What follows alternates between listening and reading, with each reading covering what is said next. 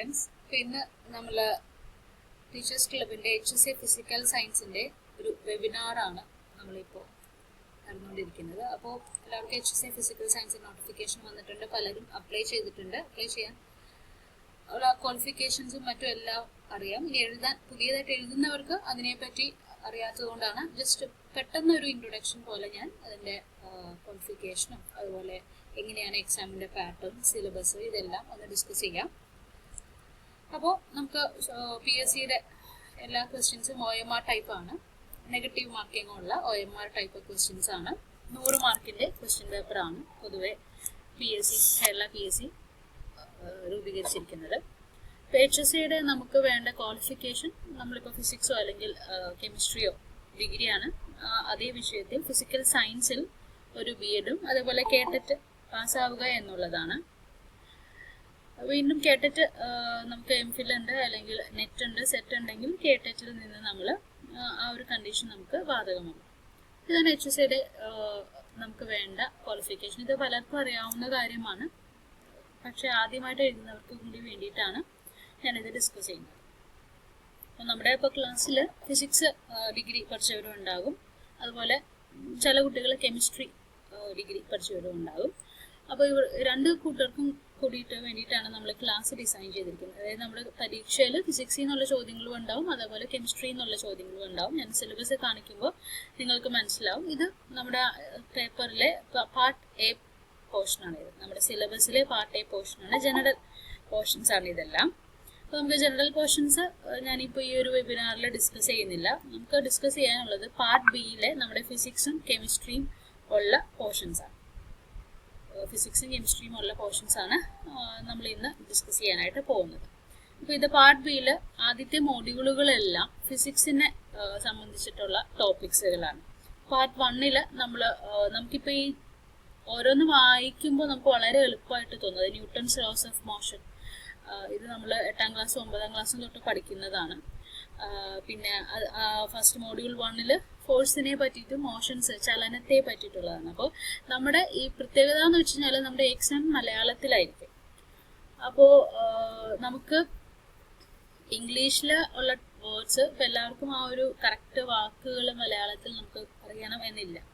ഇപ്പോൾ Newton's loss of motion ചലന നിയമങ്ങളാണ്. അപ്പോൾ ഇതെല്ലാം എളുപ്പമാണെങ്കിലും ചില വാക്കുകൾ, മൊമെൻറ്റം എന്ന് പറഞ്ഞാൽ ആക്കം എന്നുള്ളത്, അപ്പോൾ നമ്മുടെ ചോദ്യപേപ്പറിൽ മലയാളത്തിൽ തന്നെയാണെങ്കിൽ നമുക്കത് എല്ലാം പെട്ടെന്ന് മനസ്സിലാക്കാൻ സാധിക്കണമെന്നില്ല. ഓക്കെ, അപ്പോൾ അത് രണ്ടും കൂടി ഉൾപ്പെടുത്തിയിട്ടുള്ള, അതായത് ഇംഗ്ലീഷും മലയാളവും നിങ്ങൾക്ക് മനസ്സിലാവുന്ന രീതിയിൽ ഉൾപ്പെടുത്തിയിട്ടുള്ള ക്ലാസ്സുകളാണ് നമ്മുടെ ഈ സെഷനിൽ നമ്മൾ ഉൾപ്പെടുത്തിയിട്ടുള്ളത്. സെഷനിൽ മാത്രമല്ല, നമ്മുടെ ഇൻസ്റ്റിറ്റ്യൂട്ടിൽ വരുന്ന എല്ലാ ക്ലാസ്സുകളും HSA എക്സാം, പ്രത്യേകിച്ച് HSA, ബാക്കിയുള്ള എക്സാംസ് അങ്ങനെയില്ല. HSA എക്സാമിന് നിങ്ങൾക്ക് മനസ്സിലാവുന്ന രീതിയിലാണ് ക്ലാസ് പ്ലാൻ ചെയ്തിട്ടുള്ളത്. അപ്പോൾ പെട്ടെന്ന് തന്നെ ഞാൻ സിലബസിലേക്ക് കിടക്കാം. അപ്പോൾ സിലബസ് നമുക്ക് മോഡ്യൂൾ 1 മോഷനെ പറ്റിയിട്ടാണ്, ചലനം, പല രീതിയിലുള്ള ചലനത്തെ പറ്റിയിട്ടാണ്. നമുക്കറിയാം നേർരേഖ ചലനം, അതായത് ലീനിയർ മോഷൻസ് ഉണ്ട്, അതേപോലെ റൊട്ടേഷണൽ, വൃത്താകൃതിയിലുള്ള വർത്തുള ചലനങ്ങളുണ്ട്. വർത്തുള ചലനം എന്നാണ് പറയുന്നത്. റൊട്ടേഷണൽ മോഷൻസ് ഉണ്ട്. അപ്പോൾ ഇതിനകത്ത് വരുന്ന ഇക്വേഷൻസ്, ഇതിനകത്ത് വരുന്ന ലോസ്, ഇതിനകത്ത് വരുന്ന എക്സാമ്പിൾസ്, ഇതെല്ലാം നമുക്ക് MCQ ആയിട്ട് ചോദിക്കാം.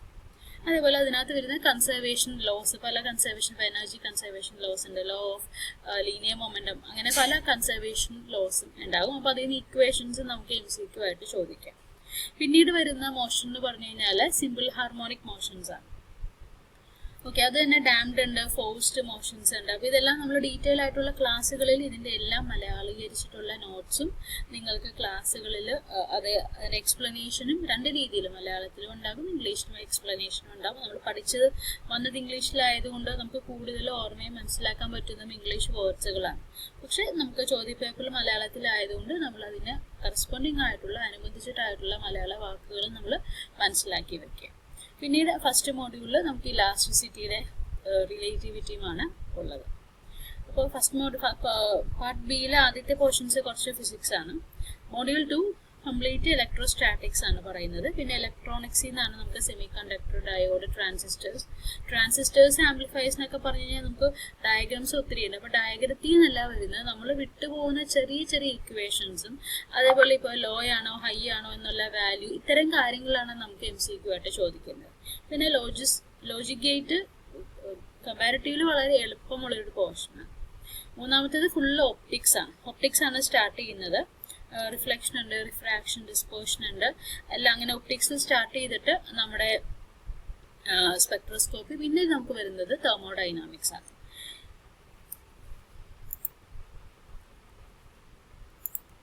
ഓക്കെ, പിന്നെ നമുക്ക് വരുന്ന അടുത്ത മൊഡ്യൂൾ എന്ന് പറഞ്ഞു കഴിഞ്ഞാൽ ക്വാണ്ടം മെക്കാനിക്സ് ആണ്, ബോർ ആറ്റം മോഡൽസ് ആണ്. ക്വാണ്ടം മെക്കാനിക്സിൽ കുറച്ച് പോർഷൻസും അതുപോലെ നമ്മുടെ ന്യൂക്ലിയർ ഫിസിക്സും എലിമെന്ററി ഫിസിക്സും ക്രിസ്റ്റൽ സോളിഡ് സ്റ്റേറ്റുമാണ് മൊഡ്യൂൾ 4 എന്ന് പറയുന്നത്. മൊഡ്യൂൾ 4 നമുക്ക് ആറ്റോമിക് ഫിസിക്സും അതേപോലെ ന്യൂക്ലിയർ ഫിസിക്സും എലിമെന്ററി ഫിസിക്സും സോളിഡ് സ്റ്റേറ്റ് ഫിസിക്സും, ഇത് 4ഉം പിന്നെ ക്വാണ്ടം മെക്കാനിക്സിന്റെ കുറച്ച് ഒരു ഇൻട്രൊഡക്ഷൻ മാത്രമാണ് മൊഡ്യൂൾ 4 വരുന്നത്. ബാക്കി കണ്ടിന്യൂഷൻ നമുക്ക് മൊഡ്യൂൾ 5 ക്വാണ്ടം മെക്കാനിക്സിൽ വരുന്നത്. അതിൽ തന്നെ അത് ഒത്തിരി അത്യാവശ്യം എലാബറേറ്റ് ചെയ്തിട്ടുള്ളതാണ് ഈ മൊഡ്യൂൾ 5 എന്ന് പറയുന്നത്. പിന്നെ നമുക്ക് കെമിസ്ട്രിയിലോട്ടാണ് നമ്മൾ കടക്കുന്നത്. കെമിസ്ട്രിയിൽ നമുക്ക് ഫസ്റ്റ് വരുന്നതും ഇതേപോലെ ക്വാണ്ടം മെക്കാനിക്സിന്റെ കെമിസ്ട്രി ആയിട്ട് ബന്ധപ്പെട്ടുള്ള പോർഷൻസ് ആയിട്ടാണ് മൊഡ്യൂൾ 6 ഡിസൈൻ ചെയ്തിരിക്കുന്നത്. ബാക്കി ബോണ്ടിങ്ങിന്റെ ടൈപ്പ്, അതുപോലെ ഇലക്ട്രോനെഗറ്റിവിറ്റി, അതിന്റെ എല്ലാം കണ്ടുപിടിക്കുന്ന രീതി, മെറ്റൽസിന്റെയും അതുപോലെ മറ്റുമെല്ലാമാണ് മൊഡ്യൂൾ 6 ഡിസൈൻ ചെയ്തിരിക്കുന്നത്. മൊഡ്യൂൾ 7 നമുക്ക് സ്റ്റാർട്ട് ചെയ്യുന്നത് കൈനറ്റിക് തിയറി ഓഫ് ഗ്യാസസ് ആണ്. പിന്നെ അതിൻ്റെ തന്നെ കണ്ടിന്യൂഷൻ ആയിട്ട് ഇക്വിലിബ്രിയം സ്റ്റേറ്റുകൾ കണ്ടുപിടിക്കാനുള്ളതും പിന്നെ ഫോട്ടോസിന്തസിസും, പിന്നെ നമുക്ക് ഒത്തിരി കെമിസ്ട്രിയിൽ വരുന്ന ലോസ് ആണ് നമുക്ക് ആ ഒരു മൊഡ്യൂള് 7 നമുക്ക് പഠിക്കാനുള്ളത്. മൊഡ്യൂൾ 8 കാർബണിന്റെയും പിന്നെ നമുക്ക് ഈ ഓർഗാനിക് കെമിസ്ട്രിയിൽ വരുന്ന കാര്യങ്ങളാണ് ലാസ്റ്റ് മൊഡ്യൂളിൽ നമുക്ക് പഠിക്കാനുള്ളത്. അപ്പോൾ 8 മൊഡ്യൂൾ ഉള്ളെങ്കിലും നമുക്ക് പോർഷൻസ് നമുക്കിപ്പോൾ തുടക്കം നമ്മൾ കണ്ടപ്പോൾ വളരെ എളുപ്പമായിരുന്നു. ന്യൂട്ടൺസ് ലോ വച്ചിട്ട് വളരെ സിമ്പിൾ ആയിട്ടുള്ള പോർഷൻസ് ആയിരുന്നു. പിന്നീട് നമുക്ക് electrostatics, electronics, optics, thermodynamics, atomic physics വന്നു. പിന്നീട് നമ്മൾ ക്വാണ്ടം മെക്കാനിക്സിന് പതിയെ കെമിസ്ട്രിയിലോട്ട് വന്നു. മറ്റേ ക്രൊമാറ്റോഗ്രഫി എല്ലാം ഈ മൊഡ്യൂൾ 5 എന്ന് പറയുന്നത് ഫിസിക്സും കുറച്ച് മിക്സ്ഡ് ആണ്, അതുപോലെ കെമിസ്ട്രി മിക്സ്ഡ് ആണ്. നമുക്ക് ആദ്യത്തെ കുറച്ച് പോർഷൻസ് ഈ എന്താ പറയുക ഫിസിക്സ് ആണ്. നമുക്ക് ഈ orbital concept of quantum numbers വരെ നമുക്ക് ഫിസിക്സ്, അല്ലെങ്കിൽ നമുക്ക് NMR സ്പെക്ട്രോസ്കോപ്പിയും നമുക്ക് ഫിസിക്സിലോട്ട് ഉൾപ്പെടാം. കെമിസ്ട്രിയും ഉണ്ട്, ഫിസിക്സും ഉണ്ട്. പക്ഷെ ബാക്കി വരുന്നതെല്ലാം ക്രിസ്റ്റലൈൻ സോളിഡിന്റെ ഡിഫക്റ്റും ക്രൊമാറ്റോഗ്രഫിയും എല്ലാം നമുക്ക് വരുന്നത് കെമിസ്ട്രി പോർഷൻസ് ആണ്. മൊഡ്യൂൾ 5 തൊട്ട് വീണ്ടും ഇച്ചിരി കൂടി പോർഷൻസ് ടഫ് ആയിട്ടാണ് വരുന്നത്. ബാക്കി 6, 7, 8 എല്ലാം കെമിസ്ട്രിയാണ്. അപ്പോൾ ആദ്യമായിട്ട് കാണുന്നവർക്ക് സിലബസ് ഒത്തിരിയായിട്ട് തോന്നും. പക്ഷെ നമുക്ക് നല്ല രീതിയിലൊരു പ്ലാനിങ്, നിങ്ങളൊരു ടൈം ടേബിൾ ഇട്ട് ഇപ്പോൾ വർക്ക് ചെയ്യുന്നവരുണ്ടാകും, ഹോം മേക്കേഴ്സ് ഉണ്ടാവും നമ്മുടെ ക്ലാസ്സിൽ. അപ്പോൾ നിങ്ങൾ നമ്മുടെ ക്ലാസ് ഏകദേശം ഈ ഒരു ഈവനിങ് സെഷൻ ആയിരിക്കും. ആഫ്റ്റർ 7 PM ആയിരിക്കും നമ്മുടെ ക്ലാസ് എപ്പോഴും ഉണ്ടാവുക. നിങ്ങൾക്ക് ലൈവ് ക്ലാസ്സും ഉണ്ടാകും, ലൈവ് റെക്കോർഡ് ചെയ്തതും ഉണ്ടാകും. അതല്ലാതെയുള്ള റെക്കോർഡഡ് ക്ലാസ്സും നമ്മുടെ ഇൻസ്റ്റിറ്റ്യൂട്ടിൽ നിന്ന് പ്രൊവൈഡ് ചെയ്യുന്നുണ്ടാവും. അതോടൊപ്പം നമ്മുടെ ഒരു ദിവസം എടുത്ത പോർഷൻസിൻ്റെ കറസ്പോണ്ടിങ് ആയിട്ടുള്ള നോട്ട്സ്, ആ നോട്ട്സിൽ നിങ്ങൾക്ക് വേണ്ട ഇംഗ്ലീഷ് വേർഡ്സും അതിനനുസരിച്ചിട്ടുള്ള മലയാളം വേർഡ്സും കുറച്ച് ക്വസ്റ്റ്യൻസ് നിങ്ങൾക്ക് ആ എടുത്ത ടോപ്പിക്ക് പ്രാക്ടീസ് ചെയ്യാൻ വേണ്ടിയിട്ട് കുറച്ച് ക്വസ്റ്റ്യൻസും അതിനകത്ത് ഉൾപ്പെടുത്തുന്നുണ്ടാവും. നിങ്ങൾ ഒത്തിരി ടെക്സ്റ്റ് ബുക്കുകൾ വായിച്ച് ഒത്തിരി ഗൈഡ് വായിച്ച് സമയം മെനക്കെടുന്നതിനേക്കാൾ എളുപ്പമാണ് നമ്മളൊരു ക്ലാസ് അറ്റൻഡ് ചെയ്ത് അവരെ നോട്ട് തരുന്നു. ആ നോട്ട് നിങ്ങൾ ചുമ്മാ വായിച്ചു പോകരുത്, നിങ്ങളും ആ നോട്ട്സ് നിങ്ങളുടേതായ രീതിയിൽ എഴുതിയെടുക്കുമ്പോൾ നിങ്ങൾക്ക് ഓർമ്മ നിങ്ങളുടെ മനസ്സിൽ അതുണ്ടാവും, എഴുതിയെടുക്കുന്തോറും അതുണ്ടാവും. പിന്നെ അത് പ്രാക്ടീസ് ചെയ്തുകൊണ്ടിരിക്കുക. ഫ്രീ ടൈം വരുമ്പോഴോ അല്ലെങ്കിൽ പഠിക്കുന്ന ഏതെങ്കിലും ഒരു സമയത്ത് പഠിക്കുമ്പോൾ ആ നോട്ട്സ്, നിങ്ങളായിട്ട് എഴുതിയ നോട്ട്സ് നമ്മൾ തരുന്നത് നിങ്ങളായിട്ട് എഴുതണം. നിങ്ങളായിട്ട് എഴുതിയ നോട്ട്സ് നിങ്ങൾ പ്രാക്ടീസ് ചെയ്ത് കഴിഞ്ഞാൽ നമുക്ക് ഇത് ക്രാക്ക് ചെയ്യാൻ പറ്റുന്നതാണ്. ഓക്കെ, അപ്പോൾ ഞാൻ ഈ ഒരു ക്ലാസ്സിൽ പ്രീവിയസ് ഇയർ ക്വസ്റ്റ്യൻസ് ഒരു 5-6 എണ്ണം ഉൾപ്പെടുത്തിയിട്ടുണ്ട്. നമുക്ക് എങ്ങനെയാണ് ഇതിനകത്ത് ക്വസ്റ്റ്യൻ വരുന്നതെന്നൊരു ഐഡിയക്ക് വേണ്ടിയിട്ടാണ് ഞാനത് ഉൾപ്പെടുത്തിയിട്ടുള്ളത്. അപ്പോൾ നമുക്കത് നോക്കാം ക്വസ്റ്റ്യൻ എങ്ങനെയാണെന്നുള്ളത്. അപ്പോൾ ഞാൻ പാർട്ട് A ക്വസ്റ്റ്യൻസ് ഇട്ടിട്ടില്ല, അതായത് നമ്മുടെ ജനറൽ പോർഷൻസിൻ്റെ ക്വസ്റ്റ്യൻസ് ഇംഗ്ലീഷിലാണ്, അത് ഞാൻ ആഡ് ചെയ്തിട്ടില്ല. നമുക്ക് ഫിസിക്കൽ സയൻസിലെ ക്വസ്റ്റ്യൻസ് മാത്രമാണ് ഞാൻ ഇതിനകത്ത് ഇപ്പോൾ ഉൾപ്പെടുത്തിയിട്ടുള്ളത്. അപ്പോൾ നമുക്ക് ക്വസ്റ്റ്യൻസ് എങ്ങനെയാണ് എന്ന് നോക്കാം. ഓക്കെ, അപ്പോൾ 21ാമത്തെ ചോദ്യം, 20 ചോദ്യം നമുക്ക് എന്താണ് നമ്മുടെ ബേസിക് ജനറൽ പേപ്പറിൽ നിന്നുള്ള ഞാൻ ആദ്യം കാണിച്ച മൊഡ്യൂൾ 1, മൊഡ്യൂൾ 2, മൊഡ്യൂൾ 3 ക്വസ്റ്റ്യൻസ് ആണ് 20 വരെയുള്ള ചോദ്യങ്ങൾ. അത് ഇംഗ്ലീഷിലായിരിക്കും. അത് ഞാൻ ഉൾപ്പെടുത്തിയിട്ടില്ല. കറണ്ട് അഫയേഴ്സും അതിനകത്ത് വരും കേട്ടോ. കറണ്ട് അഫയേഴ്സ് ഒത്തിരി ചോദ്യങ്ങൾ ഉണ്ടാവില്ല, ഒരു 2 ചോദ്യങ്ങളൊക്കെ മാക്സിമം ഉണ്ടാവുള്ളൂ. പക്ഷെ നമ്മുടെ നെഗറ്റീവ് മാർക്ക് ഉള്ളതുകൊണ്ട് 2 ചോദ്യം നമുക്ക് വിലപ്പെട്ടതാണ്. അപ്പോൾ ആദ്യത്തെ ചോദ്യം, ദ്രാവക തുള്ളികൾ ഗോളാകൃതി പ്രാപിക്കാൻ കാരണം ഏത് ഫോഴ്സ് ആണ് എന്നുള്ളതാണ്. അതായത് നമ്മുടെ എന്താ ചോദിച്ചിരിക്കുന്നത്, നമ്മുടെ ലിക്വിഡ്സ് അല്ലെങ്കിൽ ഡ്രോപ്പ് എല്ലാം സ്പിരിക്കൽ ഷേപ്പിൽ വരാനായിട്ടുള്ള ഫോഴ്സ്, ലിക്വിഡ് ഡ്രോപ്സ് എല്ലാം സ്പിരിക്കൽ ഷേപ്പിൽ വരാനുള്ള ഫോഴ്സ് ആണ് ചോദിച്ചിട്ടുള്ളത്. ഇതെല്ലാവർക്കും അറിയാവുന്നതാണ്. ഉത്തരം സർഫസ് ടെൻഷൻ ആണ്. സർഫസ് ടെൻഷന്റെ മലയാളം എന്ന് പറയുന്നത് ഏതാണെന്ന് ആർക്കെങ്കിലും ഒന്ന് കമന്റ് ചെയ്യാമോ? പറയാൻ ബുദ്ധിമുട്ടാണെങ്കിൽ. പ്രതല ബലമാണ്. ഓക്കെ, ഓപ്ഷൻ ബി ആണ് നമ്മുടെ കറക്റ്റ് ആൻസർ. ഇത് വരുന്നത് സർഫസ് ടെൻഷൻ ആണ്. ലിക്വിഡ് ഡ്രോപ്സ് എല്ലാം സ്പിരിക്കൽ ഷേപ്പിൽ വരാനുള്ള കാരണം സർഫസ് ടെൻഷൻ ആണെന്ന് അറിയാം. ബാക്കിയുള്ളത് nuclear force, gravitational force, viscous force, surface tension. അപ്പോൾ ഓപ്ഷൻ ബി ആണ് ഇതിന്റെ ഉത്തരം വരുന്നത്. അടുത്തതും വളരെ നിങ്ങൾക്ക് നേരിട്ടറിയാം, കാരണം ഓപ്ഷൻസ് എല്ലാം മലയാളത്തിൽ തന്നെയാണ്, പ്രത്യേകിച്ച് അതിനകത്ത് മാറ്റമൊന്നുമില്ല. എന്താണ്? സൂര്യനിൽ ഊർജോൽപാദനം നടത്തുന്ന പ്രതിഭാസം, നമ്മുടെ സണ്ണിൽ എനർജി ക്രിയേഷൻ നടത്തുന്നതിനുള്ള പ്രോസസ്സാണ് ചോദിച്ചിരിക്കുന്നത്. മലയാളം ആയതുകൊണ്ട് നിങ്ങൾക്കറിയാം. ഏതായിരിക്കും? കമന്റ് ചെയ്യാമോ ആർക്കെങ്കിലും? ഓപ്ഷൻ എ ന്യൂക്ലിയർ ഫിഷൻ ആണ്, ഓപ്ഷൻ ബി ന്യൂക്ലിയർ ഫ്യൂഷൻ ആണ്, ഓപ്ഷൻ സി റേഡിയോ ആക്ടിവിറ്റി ആണ്, ഓപ്ഷൻ ഡി അയണൈസേഷൻ ആണ്. അയണീകരണം എന്ന് പറഞ്ഞു കഴിഞ്ഞാൽ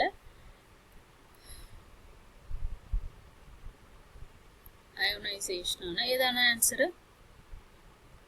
പറയാമോ? ലിങ്ക് കമന്റിൽ ഇടാമോ?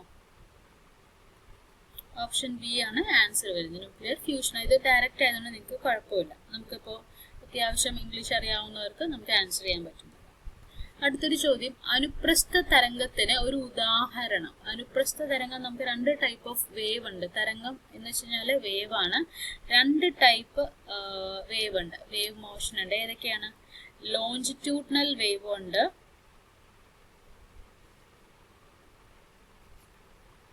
ട്രാൻസ്വേഴ്സ് വേവ് ഉണ്ട്.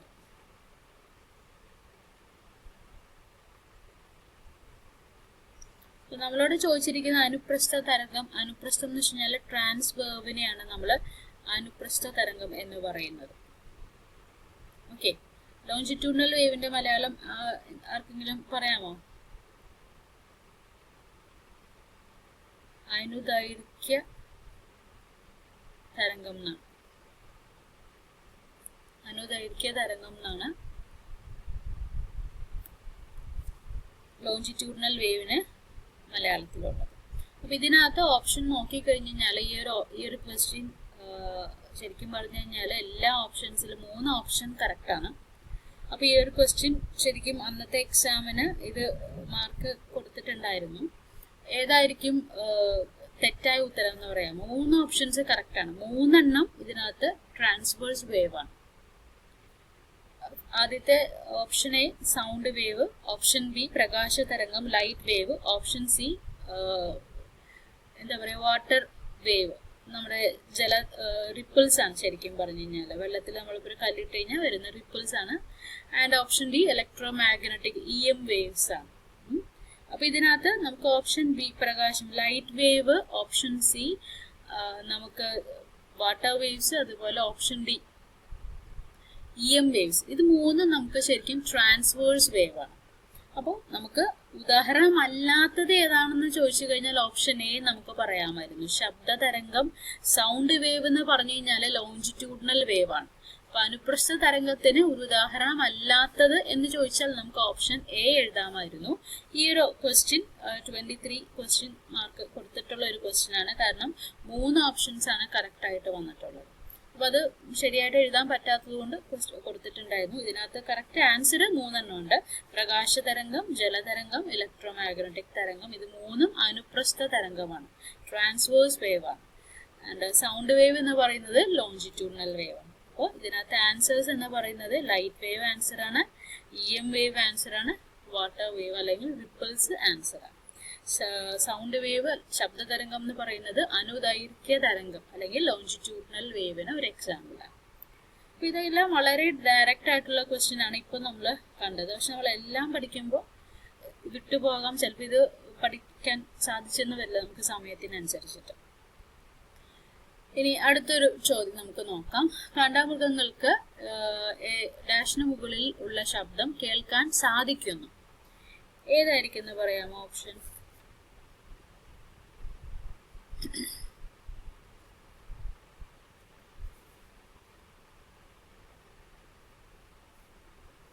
ഏതാണ്? 5 ഹെർട്സ് ആണ്. അപ്പോൾ ഏത് ടൈപ്പ് സൗണ്ട് ആയിരിക്കും? അൾട്രാസോണിക്സ് ആയിരിക്കോ ഇൻഫ്രാസോണിക്സ് ആയിരിക്കോ? ഏത് സൗണ്ടുകളായിരിക്കും കേൾക്കാൻ സാധിക്കുക? ഇൻഫ്രാസോണിക്സ് ആണ് കാണ്ടാമൃഗത്തിന് കേൾക്കാൻ സാധിക്കുക. ഇൻഫ്രാസോണിക്സിന്റെ വാല്യൂ ഏതാന്ന് പറയാമോ? Less than 20 hertz. 20 ഹെർട്സിൽ താഴെയുള്ള ശബ്ദങ്ങളാണ് ഇൻഫ്രാസോണിക്. അപ്പോൾ അത് കേൾക്കാൻ പറ്റുന്ന മൃഗമാണ് കാണ്ടാമൃഗം. അപ്പോൾ ഇത് നമ്മുടെ ഓപ്ഷനിൽ 20 ഹെർട്സിനേക്കാൾ ചെറുതായിട്ടുള്ളത് ഓപ്ഷൻ എ 5 ഹെർട്സ് മാത്രമാണ്. അപ്പോൾ ഓപ്ഷൻ എ ആണ് ആൻസർ വരുന്നത്. ഓക്കെ, അടുത്തത് ഹൃദയാഘാതവുമായി ബന്ധപ്പെട്ട നിയമം ഏതാണ്? ഇതിനകത്ത് ഓപ്ഷൻസ് എല്ലാം കൊടുത്തിരിക്കുന്നത് ഇംഗ്ലീഷിലായതുകൊണ്ട് പ്രത്യേകിച്ച് പറയാനൊന്നുമില്ല. പാസ്കൽസ് ലോ ആണ് ആദ്യത്തെ option. Option B goes law ആണ്. ഓപ്ഷൻ സി ബെർണോളിസ് തിയറം ആണ്. ഓപ്ഷൻ ഡി ഹൂക്സ് ലോ ആണ്. ഏതായിരിക്കും എന്ന് പറയാമോ? ബെർണോളിസ് തിയറം ആണ് ഹൃദയാഘാതവുമായി ബന്ധപ്പെട്ട നിയമം. കാരണം ഗോസസ് തിയറം നമ്മുടെ ഇലക്ട്രോഡൈനാമിക്സിൽ ഇലക്ട്രോസ്റ്റാറ്റിക്സിൽ വരുന്നതാണ്. ഹൂക്സ് ലോ നമുക്ക് ഇലാസ്റ്റിസിറ്റിയിൽ സ്ട്രെയിൻ അതിനകത്ത് വരുന്നതാണ്. പാസ്കൽസ് പ്രഷറായിട്ട് ബന്ധപ്പെട്ട ലോ ആണ്. ഓക്കെ, അപ്പോൾ ഇതെല്ലാം നമുക്ക് ഇതേപോലെ മലയാളീകരിച്ച് നമ്മൾ പഠിക്കേണ്ടി വരും. കാരണം നമുക്ക് ക്വസ്റ്റ്യൻ പേപ്പർ ഈ രീതിയിലാണ് നമുക്ക് വരുന്നത്. അടുത്ത നമുക്ക് നോക്കാം. ജലത്തിന്റെ കംപ്രസിബിലിറ്റി, ആ വാക്കും ഇംഗ്ലീഷിൽ തന്നെയാണ്. 50 × 10⁻⁶ പെർ അറ്റ്മോസ്ഫിയർ ആണ് എങ്കിൽ ജലത്തിന്റെ ബൾക്ക് മോഡുലസ് എത്രയായിരിക്കും? ഈ ബൾക്ക് മോഡുലസും കംപ്രസിബിലിറ്റിയും തമ്മിലുള്ള ഇക്വേഷൻ ഓർമ്മയുണ്ടോ? ഇതിനകത്തൊരു ഇക്വേഷൻ ഓർത്തു കഴിഞ്ഞാൽ പെട്ടെന്ന് നമുക്ക് കിട്ടും. ബൾക്ക് മോഡുലസ് ബി എന്ന രീതിയിലാണ് മിക്കവാറും നമ്മൾ നോട്ട് ചെയ്യാറ്, അല്ലെങ്കിൽ ബീറ്റ എന്നും പല രീതിയിലും പഠിക്കാം. നിങ്ങൾ ബി ഏതെങ്കിലും ഒരു നോട്ട് പഠിച്ചു വെക്കുക.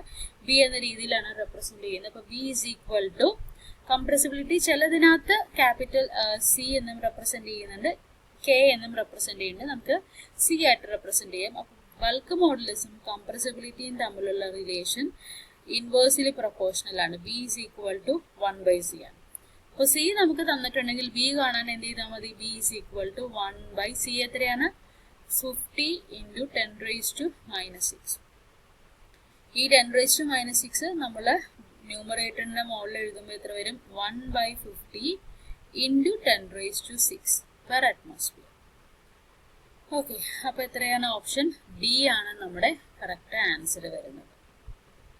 അപ്പോൾ ഇത് നമുക്ക് എളുപ്പത്തിൽ ആ ഇക്വേഷൻ ഓർത്ത് വെച്ച് കഴിഞ്ഞാൽ എളുപ്പം ചെയ്യാൻ പറ്റുന്നതാണ്. അപ്പോൾ ഇത്രയും നമ്മൾ ചോദിച്ചതിൽ വലിയ മലയാളത്തിന്റെ ബുദ്ധിമുട്ടൊന്നും അങ്ങനെ വന്നിട്ടില്ല. ഒരു അനുപുഷ്ട തരംഗം മാത്രമാണ് നമുക്ക് ലോഞ്ചിറ്റ്യൂഡിനാണോ ട്രാൻസ്വേഴ്സ് ആണോ എന്നൊരു ഡൗട്ട് വരാനുള്ള ഒരു കാരണം. ഓക്കെ, അപ്പോൾ ഇത്രയും നമ്മൾ കുറച്ച് ഫിസിക്സിന്റെ നോക്കി. നമുക്ക് കെമിസ്ട്രി കുറച്ച് നോക്കാം. ആറ്റത്തിന്റെ സൈസ് ഏകദേശം ഡാഷ് ആയിരിക്കും. ഇത് വളരെ ഡയറക്റ്റ് ആണ്. നമുക്ക് പ്രത്യേകിച്ച് മലയാളം വാക്കൊന്നും പഠിക്കണം എന്നില്ല. അപ്പോൾ ഇതിനകത്ത് ചോദ്യം വരുന്നത് എത്രയായിരിക്കും? 10⁻⁻10. നമ്മൾ ഈ ഒരു 10⁻⁻10 മീറ്ററിനെ നമ്മൾ പറയുന്നത് 1 ആംസ്ട്രോങ് എന്നാണ്. ഈ രീതിയിലാണ് ആറ്റത്തിന്റെ സൈസിന്റെ യൂണിറ്റ് വരുന്നത്. ഓക്കെ, ഇതും ഡയറക്റ്റ് ആയിട്ടുള്ള ഒരു ചോദ്യമാണ്. അടുത്ത നമുക്ക് നോക്കാം. ഒരു മൂലകത്തിന്റെ ആറ്റോമിക ഭാരം പൂർണ്ണസംഖ്യ ആകണം എന്നില്ല. അതിനുള്ള കാരണമാണ് ചോദിച്ചിരിക്കുന്നത്. ഒരു എലമെന്റ് ആണ് കേട്ടോ. എലമെന്റ് എന്നാണ് മൂലകം എന്ന് പറഞ്ഞു കഴിഞ്ഞാൽ. അപ്പോൾ ഓപ്ഷൻ എ പറയുന്നത് ആറ്റത്തിൽ പ്രോട്ടോണും ഇലക്ട്രോണും ന്യൂട്രോണും ഉണ്ട്. മൂലകങ്ങൾക്ക് അലോട്രോപ്പുകളുണ്ട്. ആറ്റങ്ങളെ വീണ്ടും വിഭജിക്കാം. ഓപ്ഷൻ ഡി പറയുന്നത് മൂലകങ്ങൾക്ക് ഐസോടോപ്പുകളുണ്ട്. അപ്പൊ എന്തുകൊണ്ടായിരിക്കും പൂർണ്ണസംഖ്യ ആകാത്തതിന് കാരണം? പ്രോട്ടോണും ഇലക്ട്രോണും ന്യൂട്രോണും എണ്ണം നമുക്ക് എപ്പോഴും അറിയാം, അതൊരു പൂർണ്ണസംഖ്യ ഇൻഡിജർ തന്നെയായിരിക്കും. പക്ഷെ മൂലകങ്ങൾക്ക് എന്തുണ്ടാവണം? ഐസോട്ടോപ്പ് ഉണ്ടാകുമ്പോൾ അതിന്റെ ഓരോരോ മാസുകൾ എന്തായിരിക്കും? വ്യത്യാസമായിരിക്കും. അപ്പോൾ ഇതിന്റെ ഉത്തരം വരുന്നത് ഓപ്ഷൻ, നമ്മൾ ഇതിന്റെ വിശദീകരിച്ചിട്ടുള്ളത് ക്ലാസ്സിലാണ് ഡിസ്കസ് ചെയ്യുന്നത്. ഓപ്ഷൻ ഡി ആണ് ഇതിന്റെ ആൻസർ വരുന്നത്. ഓൾറെഡി നമുക്കറിയാം ഒരു ആറ്റത്തിൽ പ്രോട്ടോൺ, ന്യൂട്രോൺ, ഇലക്ട്രോൺസ് ഉണ്ട്. ദേ ആർ ഇൻഡിജർ നമ്പേഴ്സ് ആണ്. നമുക്കതൊരു ഹോൾ നമ്പേഴ്സ് ഫ്രാക്ഷൻ ആയിട്ട് നമ്മൾ പ്രോട്ടോണിന്റെ എണ്ണം, ന്യൂട്രോണിന്റെ എണ്ണം, ഇലക്ട്രോണിന്റെ എണ്ണം പറയാറില്ല. ഓക്കെ, അപ്പോൾ നമുക്ക് ഇതിനകത്ത് വരുന്നത് ഐസോട്ടോപ്പ് ഉള്ളതുകൊണ്ടാണ് നമുക്ക് അതിൻ്റെ ഒരു ഇൻഡിജർ ആയിട്ട് നമുക്ക് പറയാൻ സാധിക്കണമെന്നില്ലാത്തത്, ആറ്റോമിക് നമ്പർ. ഓക്കെ, ഇത്തരത്തിലാണ് കെമിസ്ട്രിയുടെ ചോദ്യം നമുക്ക് വന്നിട്ടുള്ളത്. മറ്റൊന്നുള്ളത് നോക്കാം. എന്താണ് 77ാമത്തെ ചോദ്യം പറയുന്നത്? വേപ്പർ ഫേസ് റിഫൈനിങ് വഴി ശുദ്ധീകരിക്കുന്ന ഒരു മൂലകം.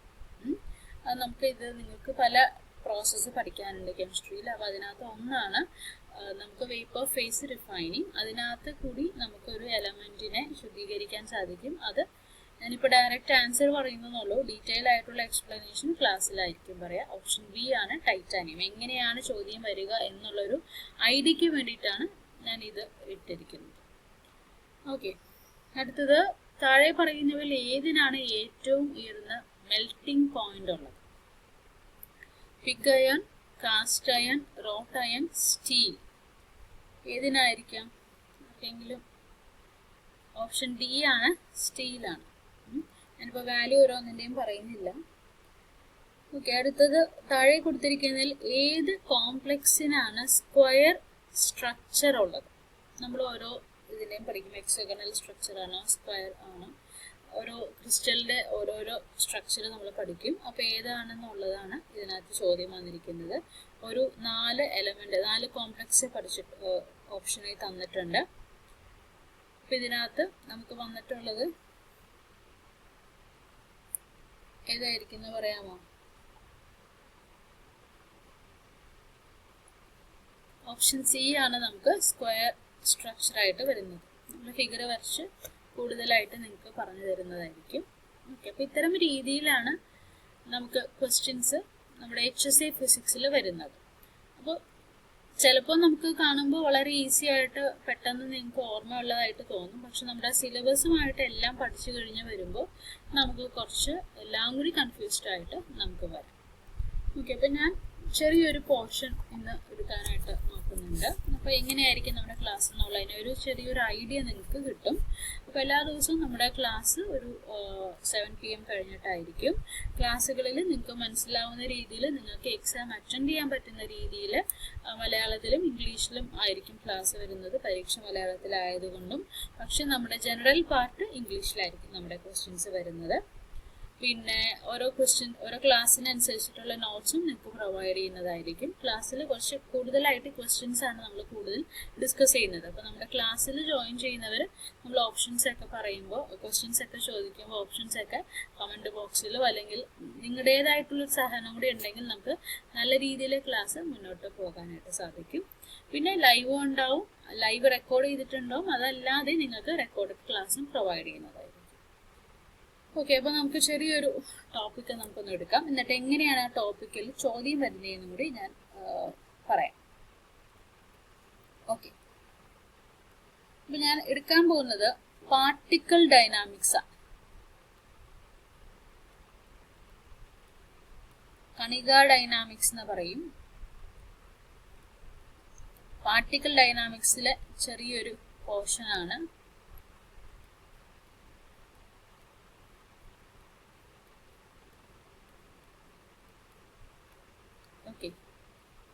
പാർട്ടിക്കിൾ ഡൈനാമിക്സ് ആണ് എടുക്കുന്നത്. അതായത് കണികകളുടെ ചലനത്തെ പറ്റിയിട്ടുള്ള പഠനമാണ് ആക്ച്വലി പാർട്ടിക്കിൾ ഡൈനാമിക്സ്. ഡൈനാമിക്സ് എന്ന് പറഞ്ഞു കഴിഞ്ഞാൽ സ്റ്റഡി ഓഫ് മോഷൻ ആണ്. പാർട്ടിക്കിൾസിന്റെ മോഷന്റെ ബ്രാഞ്ച് ആണ് ഫിസിക്സിൽ വരുന്ന ഡൈനാമിക്സ് എന്ന് പറയുന്നത്. അപ്പോൾ കണികകൾ, വളരെ ചെറിയൊരു പാർട്ടിക്കിൾസിന്റെ ചലനത്തെ പറ്റിയിട്ടുള്ള സ്റ്റഡിയാണ് പാർട്ടിക്കിൾ ഡൈനാമിക്സ് എന്ന് പറയുന്നത്. അപ്പോൾ ഇതിന്റെ അടിസ്ഥാനപ്പെട്ട സിദ്ധാന്തം എന്ന് പറഞ്ഞു കഴിഞ്ഞാൽ ന്യൂട്ടൺസ് ലോസ് ഓഫ് മോഷൻസ് ആണ്.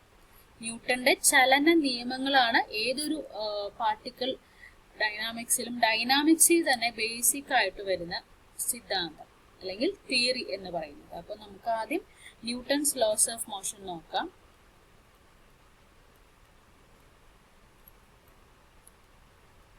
മൂന്ന് ലോ ഉണ്ട്. ഞാനതിപ്പോ മലയാളത്തിൽ പറയുമ്പോൾ നിങ്ങൾക്ക് കുറച്ചും കൂടി എങ്ങനെയാണെന്നുള്ളത് നമുക്ക് മനസ്സിലാക്കാൻ സാധിക്കും. ആദ്യത്തേത് ജഡത്വ നിയമമാണ്. ഞാൻ മലയാളമാണ് കുറച്ചും കൂടി സ്ട്രെസ് ചെയ്ത് രണ്ടും പറഞ്ഞുതരാം കേട്ടോ. ജഡത്വ നിയമമാണ്. ഏത് പറയും? Law of inertia. ജഡത്വം എന്ന് പറയുന്നത് ഇനേർഷ്യയാണ്. ലോ ഓഫ് ഇനേർഷ്യയാണ് ഫസ്റ്റ് ലോ പറയുന്നത്.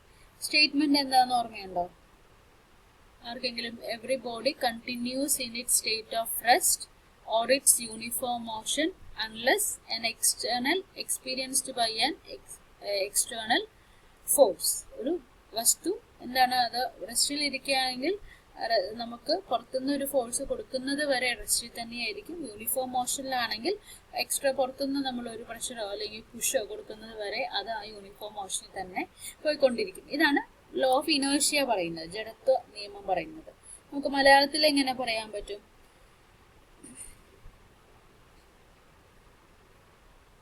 മലയാളത്തിലാണെങ്കിൽ നമുക്ക് പറയാൻ പറ്റുന്നത്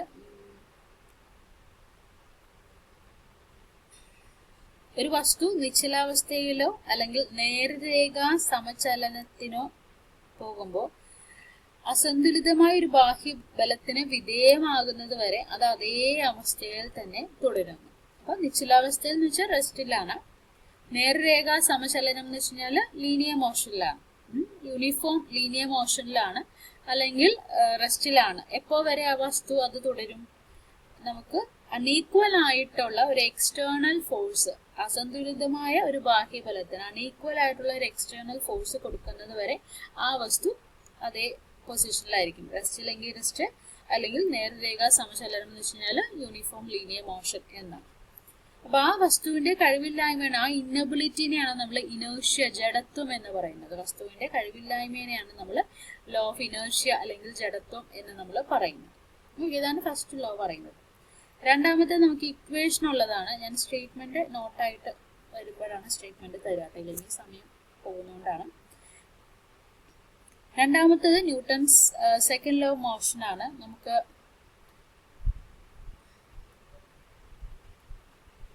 ഇതിനകത്ത് എന്തിന്റെ ഇക്വേഷൻ ആയിരിക്കും പറയാമോ? Second law of motion. ഞാൻ ആദ്യം ഇക്വേഷൻ എഴുതിയിട്ട് സ്റ്റേറ്റ്മെന്റ് മലയാളത്തിൽ ആദ്യം എഴുതാം. എന്താണ്? ഒരു വസ്തുവില്, മലയാളം എഴുതണമെന്നില്ല, ഞാൻ പറയാം. പ്രയോഗിക്കുന്ന ബലം എന്തിനായിരിക്കും? എന്തിന് ഈക്വൽ ആയിരിക്കും? പറയാമോ? ബലം എന്ന് വെച്ച് കഴിഞ്ഞാല് ഫോഴ്സ് ആണ്.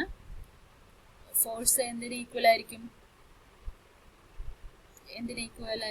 ആക്ക വ്യത്യാസത്തിന്.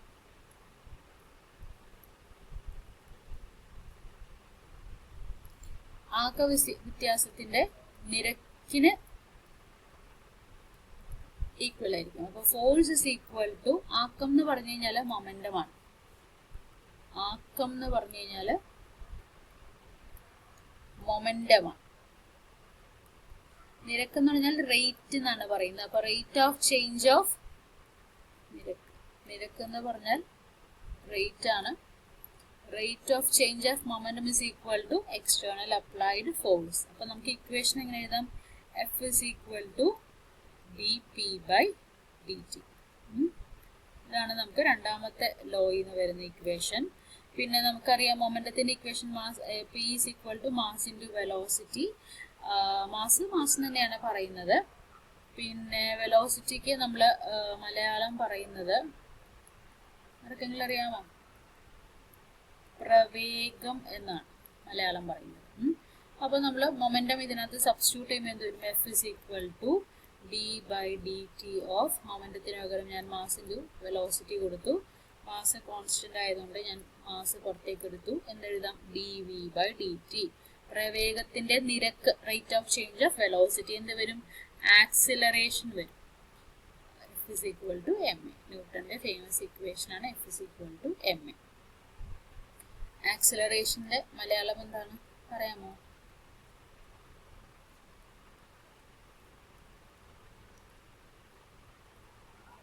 ത്വരണം എന്നാണ്.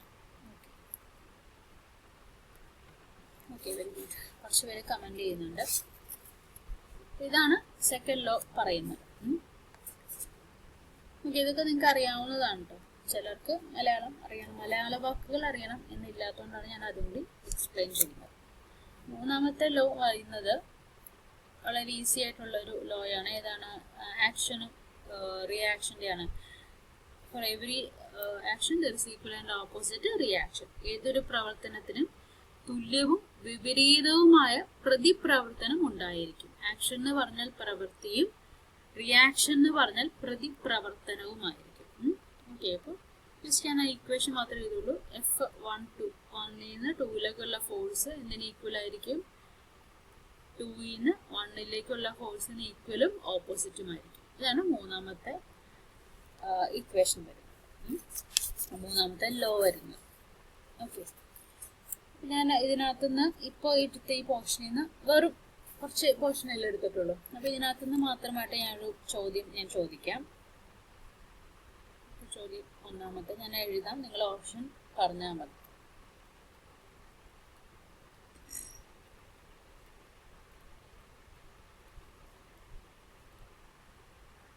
നിശ്ചലാവസ്ഥയിലുള്ള ഒരു ബസ്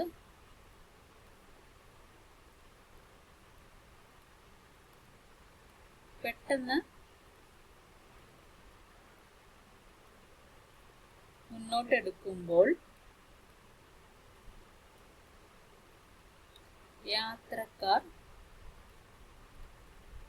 പിറകിലോട്ട് വീഴാനുള്ള കാരണം.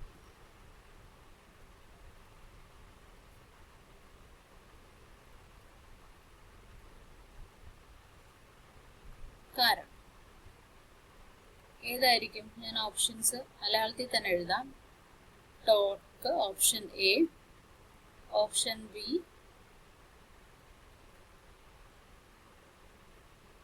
നിശ്ചല ജഡത്വം, ഓപ്ഷൻ സി ചലന ജഡത്വം, ഓപ്ഷൻ ഡി ആക്കം. അപ്പൊ ഏതായിരിക്കും എന്ന് പറയാമോ? കുറച്ച് പേര് കമന്റ് ചെയ്തിട്ടുണ്ട്, ഞാൻ നോക്കട്ടെ. ഓക്കെ, ഓപ്ഷൻ എ ടോർക്ക് തന്നെയാണ്. അതിന് പ്രത്യേകിച്ച് എന്താ പറയുക, ഇംഗ്ലീഷ് വേറെ കണ്ടുപിടിക്കണം എന്നില്ല, ഇത് ടോർക്ക് തന്നെയാണ്. ആക്കം ഞാൻ നേരത്തെ എഴുതിയ പോലെ മൊമെന്റം ആണ്. നിശ്ചല ജഡത്വം എന്താണ്? ഇനേർഷ്യ ഓഫ് അല്ലെങ്കിൽ ഇനേർഷ്യ ഡ്യൂ ടു റെസ്റ്റ് എന്ന് നമുക്ക് പറയാം. ഇതോ ഇനേർഷ്യ ഓഫ് മോഷൻ എന്ന് പറയാം, അല്ലെങ്കിൽ ഇനേർഷ്യ ഡ്യൂ ടു മോഷൻ എന്ന് പറയാം. അപ്പോൾ ബസ് എങ്ങനെയാണ് ഇരിക്കുന്നത്? ബസ് റെസ്റ്റിലാണ് ഇരിക്കുന്നത്. റെസ്റ്റിലിരിക്കുന്ന ബസ് പെട്ടെന്ന് എടുക്കുമ്പോൾ ആൾക്കാർ ബാക്കിലോട്ടാവുന്നു. അപ്പോൾ ഏതായിരിക്കും? ഇനേർഷ്യ ഡ്യൂ ടു റെസ്റ്റ് ആണോ? ഇനേർഷ്യ എന്തായാലും ടോർക്ക് അല്ല, മൊമെന്റം അല്ല, നമുക്ക് ഇനേർഷ്യ എന്നറിയാം. അപ്പോൾ ഇനേർഷ്യ ഡ്യൂ ടു റെസ്റ്റ് ആണോ? ഇനേർഷ്യ ഡ്യൂ ടു മോഷൻ ആണോ? റെസ്റ്റിലിരിക്കുന്ന ബസ്സാണ്. അപ്പോൾ ഏതാണ് ഓപ്ഷൻ വരുന്നത്? ഓപ്ഷൻ ബി ആണ് വരുന്നത്. കുറച്ച് പേര് കറക്റ്റ് ആയിട്ട് ആൻസർ പറഞ്ഞിട്ടുണ്ട്. നിശ്ചല ജഡത്വമാണ് ഇതിനകത്ത് വരുന്ന കറക്റ്റ് ആൻസർ. ഓക്കെ, ഇനി അടുത്തൊരു ചോദ്യം. ചെറിയ പോർഷനിൽ നിന്നുള്ള ചോദ്യമാണ് ഞാനൊന്ന് പ്രാക്ടീസ് ആയിട്ട് നിങ്ങൾക്ക് തരുന്നത്.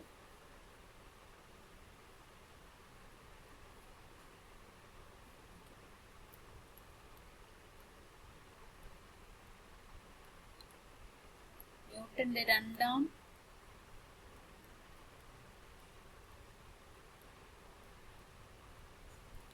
ചലന നിയമപ്രകാരം ബലം താഴെ തന്നതിന്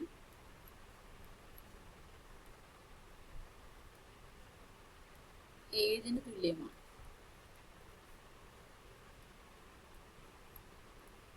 ഓപ്ഷനിൽ ഏതാണ് ഫോഴ്സിന് ഈക്വൽ എന്നാണ് ചോദ്യം. Option M dp by dt. Option B, M dv by dt. Option C, M dA by dt. Option D, M dx by dt. Force ഏതിന് ഈക്വൽ ആണെന്നാണ് ചോദ്യം. ഏതാ വരും? നമുക്കറിയാം F is equal to dp by dt ആണ്. Pക്ക് substitute ചെയ്യുമ്പോൾ M dv by dt വരും. അപ്പോൾ ഏതാണ് കറക്റ്റ് ആണ്? പലരും പറഞ്ഞിട്ടുള്ളതിന് ഓപ്ഷൻ ബി ആണ് കറക്റ്റ് ആൻസർ വരുന്നത്. ഓക്കെ, അടുത്തൊരു ചോദ്യം. ഒരു വസ്തുവിനെ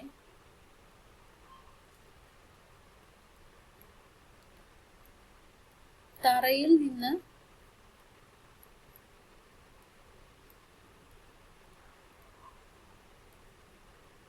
ഉയർത്തുന്നത്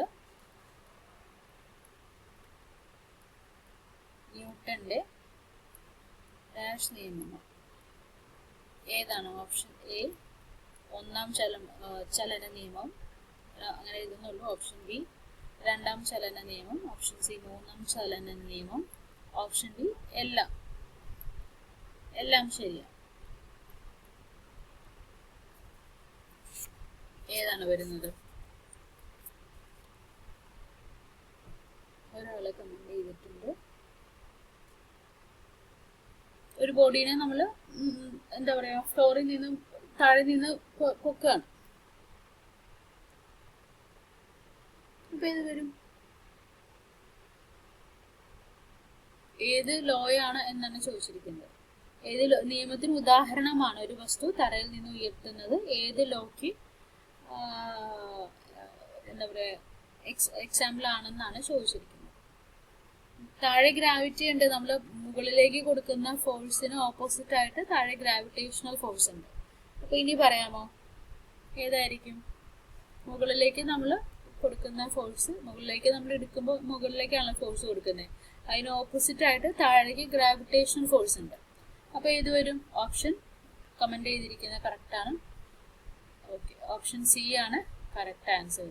മൂന്നാമത്തെ, അതായത് നമ്മുടെ ആക്ഷനും reaction, for every action there is equal and opposite reaction. ഇവിടെ ആക്ഷൻ വരുന്നത് നമ്മൾ മുകളിലേക്ക് എടുത്തിരിക്കുന്ന പുല്ലാണ്. നമ്മളിപ്പോൾ മുകളിലേക്ക് ഉയർത്തിയ ഒരു പുള്ളാണ്. അതിന് ഓപ്പോസിറ്റ് ആയിട്ട് വരുന്ന റിയാക്ഷൻ എന്ന് പറയുന്നത് ഗ്രാവിറ്റേഷൻ ഫോഴ്സ്. ഓക്കെ, അപ്പൊ ഇത്തരത്തിലുള്ള രീതിയിൽ നമുക്ക് ക്ലാസ് നമ്മുടെ കുറച്ചും കൂടി പോർഷൻസ്, ഇപ്പൊ ഞാനിപ്പോൾ ഒരു വെബിനാർ ആയതുകൊണ്ട് നമ്മുടെ സിലബസും അതുപോലെ ക്വസ്റ്റ്യൻ പേപ്പറും ഒക്കെ ഡിസ്കസ് ചെയ്തുകൊണ്ടാണ് ചെറിയൊരു പോർഷൻ മാത്രം നമ്മൾ എടുത്തത്. പക്ഷെ ചെറിയ പോർഷനിൽ നമുക്കൊരു 3 ചോദ്യം കിട്ടി. നമ്മളിപ്പോൾ എല്ലാം കൂടി പഠിക്കുമ്പോൾ ചിലപ്പോൾ മറന്നു പോകാന്നല്ല, നമുക്ക് കൺഫ്യൂഷൻ ആയിട്ട് വരാം, അല്ലെങ്കിൽ പെട്ടെന്ന് നമുക്ക് ബ്ലാങ്ക് ആയിട്ടും നമുക്ക് ഉത്തരം കിട്ടാതിരിക്കാം. അപ്പോൾ നമ്മൾ നിസാരമാണ് എന്ന് കരുതിയിട്ട് ഒന്നും തള്ളിക്കളയണ്ട, പ്രാക്ടീസ് ചെയ്യുക. നിങ്ങൾ തന്നെ നല്ല രീതിയിൽ ഒരു ടൈം ടേബിൾ ഇട്ട് നമ്മൾ ക്ലാസ്സുകൾ അറ്റൻഡ് ചെയ്യുകയാണെങ്കിൽ ആ ക്ലാസ്സുകൾ കണ്ട് നമ്മൾ തരുന്ന നോട്ട്സ് നിങ്ങളായിട്ട് എഴുതിയെടുത്ത് പഠിച്ചു കഴിഞ്ഞാൽ ഉറപ്പായിട്ടും ഇത്തവണത്തെ HSA റാങ്ക് ലിസ്റ്റ് നിങ്ങൾക്ക് ഇടം നേടാനായിട്ട് സാധിക്കും. ഇപ്പം ഞാൻ വെബിനാർ ചെറിയൊരു പോർഷൻ മാത്രമേ എടുക്കുന്നുള്ളൂ. ഇതേപോലെ ആയിരിക്കും നമ്മൾ കെമിസ്ട്രിയും കണ്ടക്ട് ചെയ്യുന്നത്. അപ്പോൾ കൂടുതൽ നോട്ട്സും കുറച്ചും കൂടി നമ്മുടെ ഇപ്പോൾ തിയറിയൊക്കെ ആണെങ്കിൽ നമുക്ക് ഡയഗ്രം ഒക്കെ വച്ചിട്ട് നിങ്ങൾക്ക് മനസ്സിലാവുന്ന രീതിയിൽ നമ്മൾ ക്ലാസ് കണ്ടക്ട് ചെയ്യുന്നതായിരിക്കും. എല്ലാ ദിവസവും ക്ലാസ്സിൻ്റെ ഒപ്പം നോട്ട്സ്, എല്ലാ ദിവസവും ക്ലാസ് ഉണ്ടെങ്കിൽ അതിനനുസരിച്ചുള്ള നോട്ട്സ് നിങ്ങൾക്ക് പ്രൊവൈഡ് ചെയ്യുന്നതായിരിക്കും. അതേപോലെ ഇതേപോലത്തെ ക്വസ്റ്റ്യൻസ്, മാക്സിമം ക്വസ്റ്റ്യൻസ് ചെയ്യുക എന്നുള്ളതാണ് ഏതൊരു എക്സാമിനും നമ്മൾ ചെയ്യേണ്ട ഒരു സൂത്രവിദ്യ. കുറേ തിയറി പഠിച്ചു, കുറേ ഇക്വേഷൻസ് പഠിച്ചു, കുറേ പ്രോബ്ലംസ് കാണാതെ പഠിച്ചു. ഇതെല്ലാം നമുക്ക് ആ ചോദ്യം വരുമ്പോൾ എങ്ങനെ അത് അപ്ലൈ ചെയ്യാം, ചോദ്യം ഓർത്തിരിക്കാം, എങ്ങനെ അത് അപ്ലൈ ചെയ്ത് ഉത്തരം കണ്ടെത്താം എന്നുള്ളതാണ് നമുക്ക് വേണ്ടത്. അപ്പോൾ കൂടുതൽ ചോദ്യം ചെയ്താൽ മാത്രമേ നമുക്കൊരു പെർഫെക്റ്റ് ആയിട്ടുള്ള റാങ്ക് ലിസ്റ്റും മാർക്കും എല്ലാം കിട്ടുള്ളൂ. ഓക്കെ, അപ്പോൾ ഞാൻ ഹലോ സാറല്ലേ സാർ?